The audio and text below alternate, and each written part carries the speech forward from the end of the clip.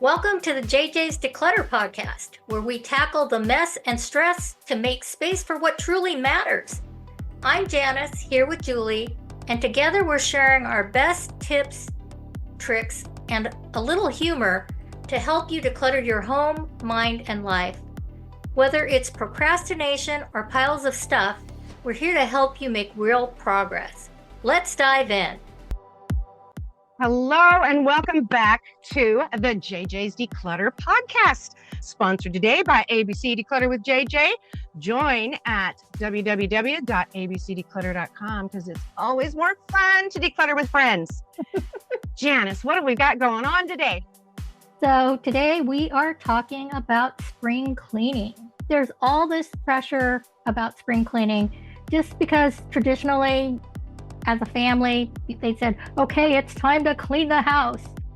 Everywhere you look on social media, someone's bleaching the grout. They're alphabetizing their spices. They're talking about spring cleaning, and social media isn't real life. We also want to talk about the feeling that if you haven't deep cleaned your house by April, that you failed at adulthood, because that's not true.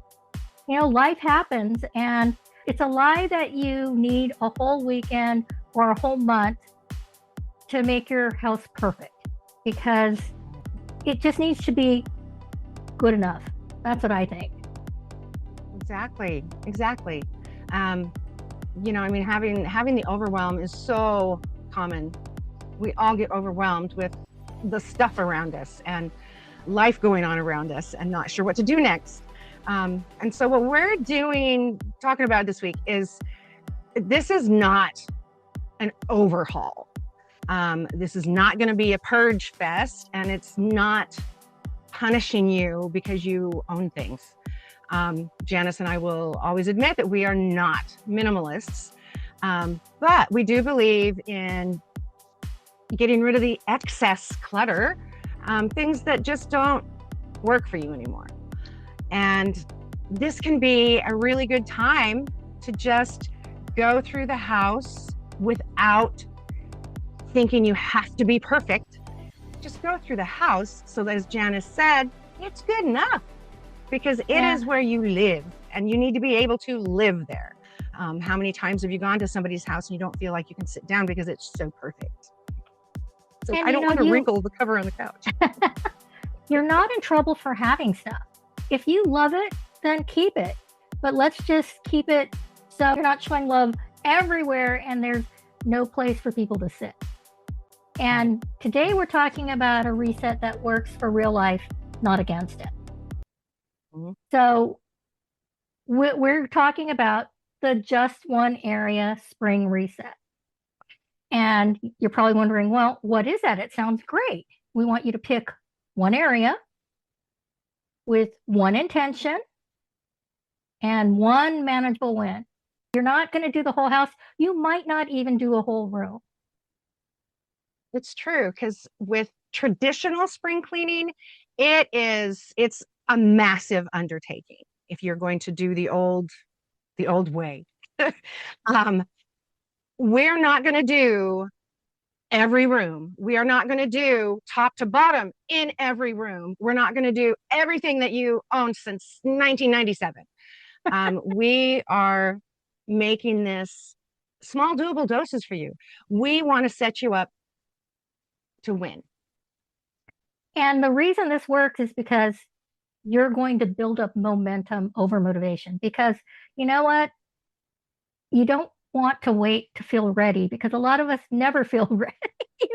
if we get right down to it, you want to start small and then let the progress fuel you and make you feel like, yes, I did this, I can do more tomorrow. And that's part of the next part, which is it's going to build your confidence, because finishing something proves that you can do this. And you're gonna build trust with yourself. And the other thing about it, how many times have you filled up extra drawers this year? Did you start out this winter? Did you start out with one junk drawer? How many do you have now? Do you have 2 or 3? I have one big junk drawer. I was just looking at going, oh, today's J. I need to go through that junk drawer. Today's J Day. So yeah, I thought I would bring that up because it is true. Things kind of grow, especially over the winter when we're not out and about as much. Doing it this way reduces your decision fatigue because fewer items mean fewer choices. And that's going to lead to less mental exhaustion. Absolutely. And with less things, it's less to clean. And Mm-hmm. so it goes faster. Yep. Um, so how do you think you're going to choose your one area? Um, you want to pick something that is going to be small enough that you can finish it. Um, it's annoying you enough that it's going to matter. It's like there's that one drawer in the kitchen that you get into all the time, but it's driving you crazy. And you just have never taken the time to actually attack it. Maybe now's your time. And you want it to be something also that is visible enough to feel rewarding.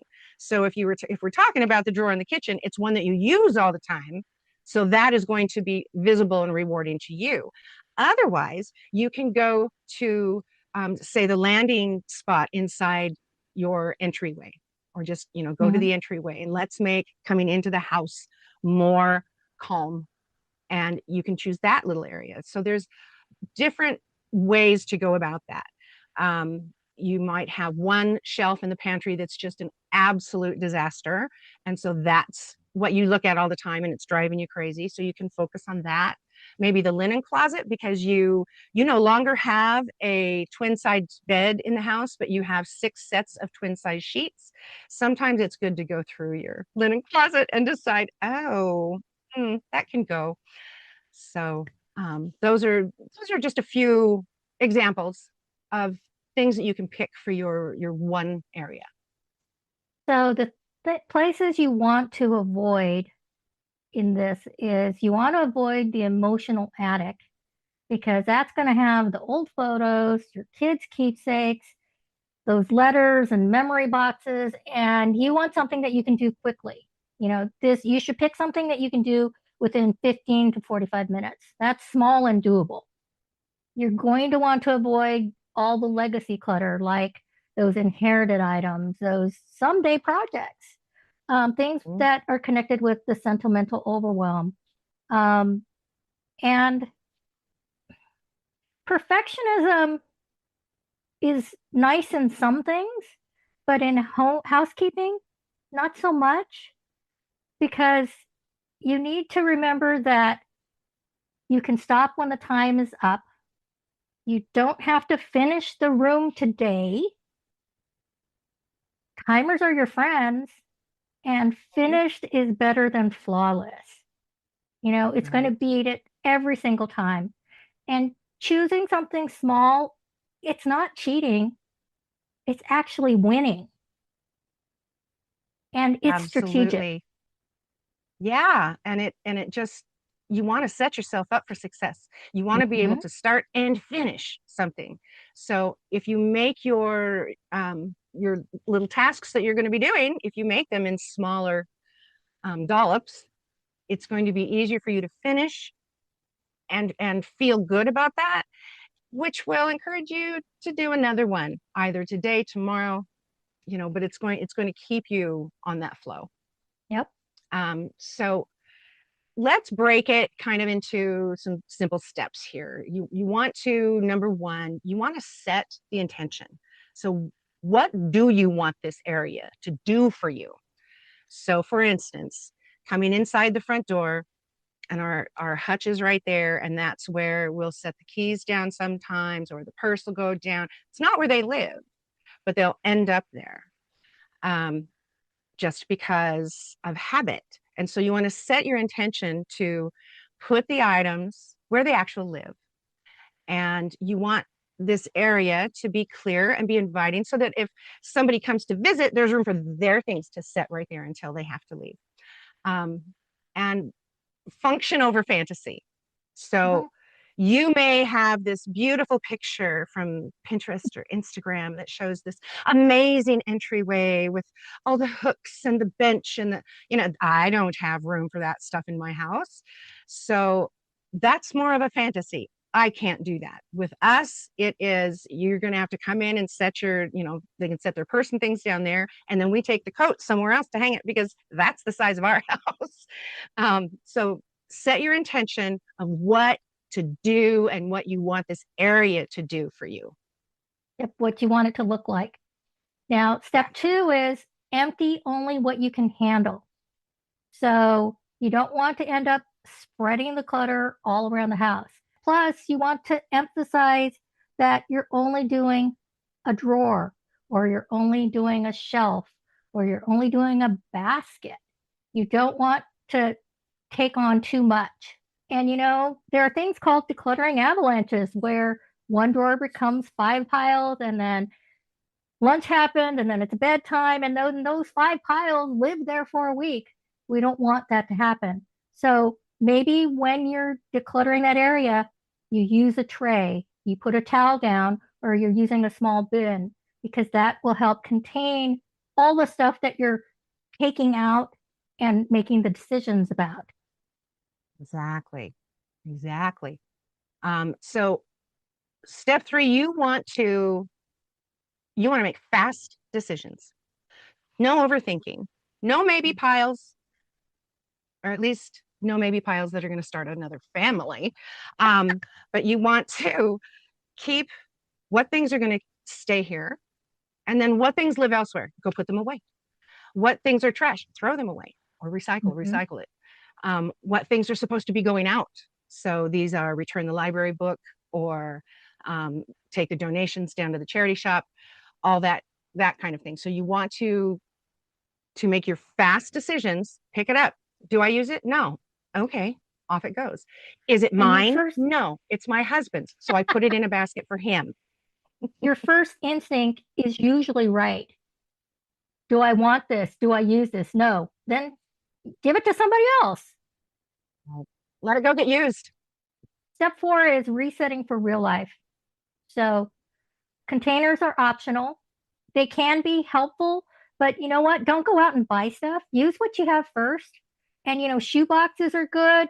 If you're working with a drawer, use old phone boxes can come in handy there. I use all sorts of things. I use, they used to have those stacking shoe drawers. So they had drawers and you pulled them out. Well, I got rid of the outside and I now use that in my drawers, my wooden drawers. And they're the perfect size for my underwear and my bras and things like that, because they're long enough that I can fold them and see them all, but they're not too tall. So, use what you have. You also want to be aware that having something that you can get to easily, it's better than something that looks pretty. And you know what? If it's too hard to put away, you're not going to put it away and things won't stay tidy. Right. And you want to make sure that these things are designed for, those when you're tired on a Tuesday, after work, after kids, so use hooks instead of hangers, baskets instead of stacking, or even use open bins. Right. That's a great idea. So after you've gone through your area, and we always like to suggest that you use a timer. So go ahead and set your timer. We're going to do a decluttering dozen. So just get your timer out and set it for 12 minutes and start.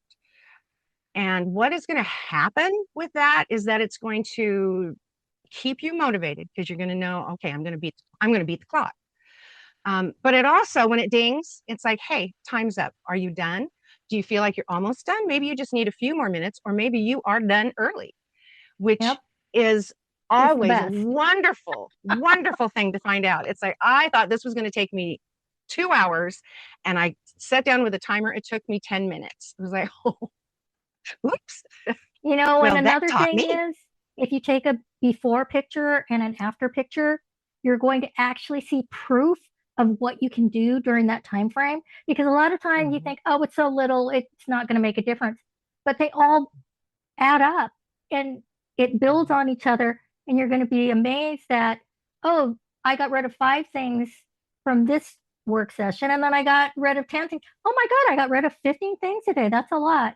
Give yourself permission to take a break, to drink some water, to stretch, to take that walk around the block, just so you're not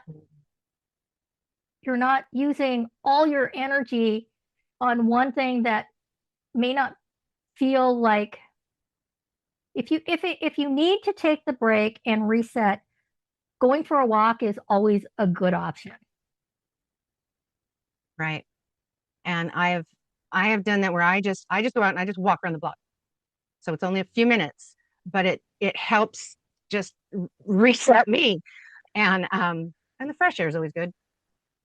But that is a really, really great advice there. And so after you've done your reset, there's different payoffs that you're going to get. Number one, you're going to feel relief. It's like, oh my gosh, I did it. That was easier than I thought. It looks great. Awesome. It's going to bring you some calm, because now you're going to walk in if you're doing, inside the entryway, now you're going to walk in your door and it's calmer as you come in. And so that's going to help you put that further out into the house, and that's going to feel really good. And it also shows that you're in control. You are in control of what comes and goes and stays and leaves in your house. And so that is a wonderful, wonderful payoff to have at the end of just a little decluttering. Now, there are other practical payoffs, such as it's going to make it so much easier to clean because you're not cleaning around stuff. It's going to make it faster to get ready in the mornings. You're going to do less searching. There's going to be less visual noise, meaning there's not all this clutter surrounding you and making you feel anxious.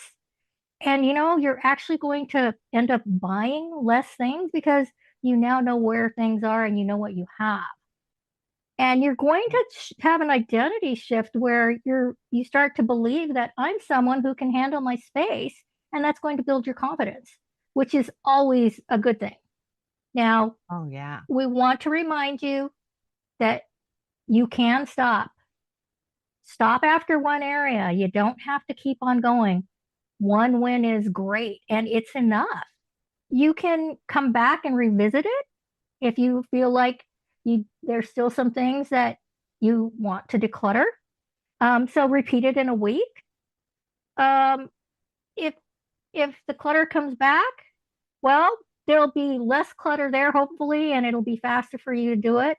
And you know what? When clutter comes back, it's called a hot spot, and we can actually help you with that. But on to the next thing. There's no pressure here. So all your progress doesn't have to turn into a marathon. We're doing small doable doses. And when you're training for a marathon, you first put your shoes on and you go for a walk. And then if you do that for 5 days, then the next time you run for 2 minutes and you walk for 3 minutes. And then you work up to running for 5 minutes and walking for 3 minutes. And that's how you run a marathon. And I know that because my daughter actually ran a marathon when she was 13.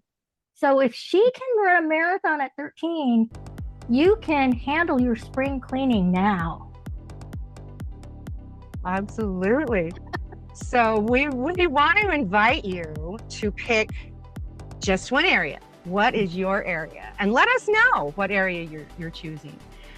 Do it within the next 48 hours. It's just simple. You're just going to go in, you're going to pick your spot, your one spot, you're going to grab your timer, you're going to set your timer for 12 minutes, and then you're going to work for those 12 minutes to just clear and put things away. And then you can actually dust it. And it's going to be so easy to dust because there's only the things that live there now. So that's always a good thing. And we really do want you to share. You can see us on Facebook or online at abcdeclutter.com. And let's reframe what success is. Progress equals success. Trying equals success. Showing up equals success. Consistency is better than intensity. So small steps over time is so much better because you're not going to have burnout and you're going to have small wins. And those small wins are going to add up to big wins. Absolutely. Absolutely. So, Janis, what one area are you going to choose this week? one small spot. My junk drawer.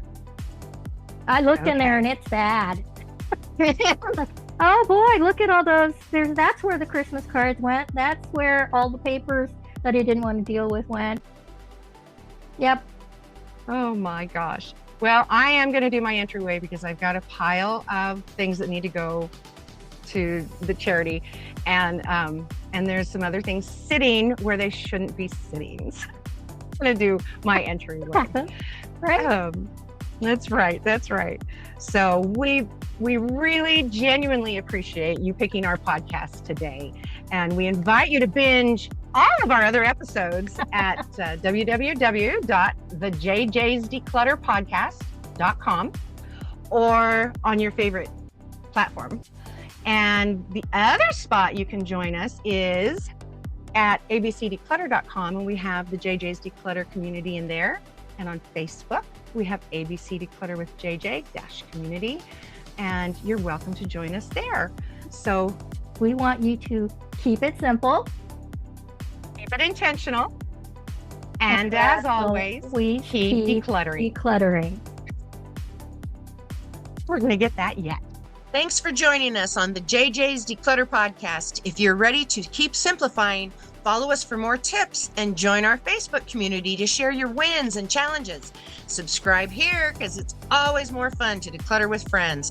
And thanks in advance for leaving us a review.